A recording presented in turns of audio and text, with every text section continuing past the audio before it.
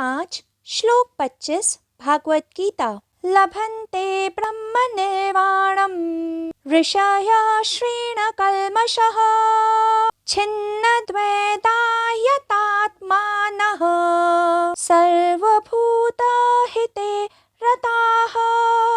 अनुवाद।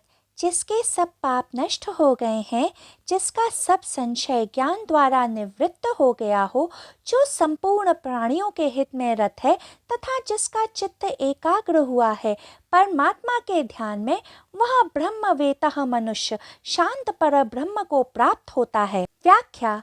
अर्जुन केवल श्री कृष्ण के सहयोग से अपने कर्म युद्ध से पलायन करना चाहता था, किंतु अर्जुन ने कल्पना भी नहीं की होगी कि श्री कृष्ण उसे आंतरिक क्रांति की ओर ले जाएंगे।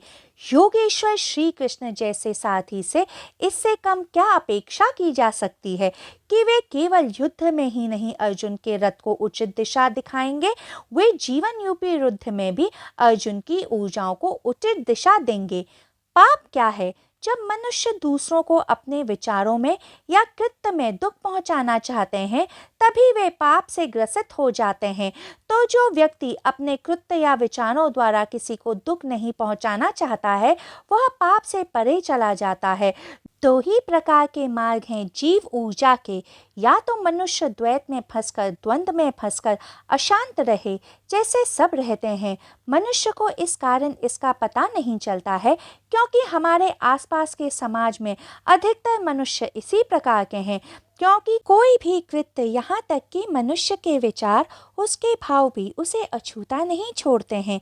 दूसरा मार्ग है कि मनुष्य एक साक्षी बन जाए, तभी वह समबुद्धि का हो शांत रह पाएगा। योगेश्वर श्री कृष्ण कहते हैं कि ऐसा शांत मनुष्य ही परमात्मा को प्राप्त कर पाएगा। मन अशुद्ध है क्योंकि इसने कई जन्मों तक अज्ञानता की स्थिति में सभी अशुद्धियों को आत्मसात कर लिया है। ज्ञानाग्नि इन सभी अशुद्धियों को शुद्ध कर देती है।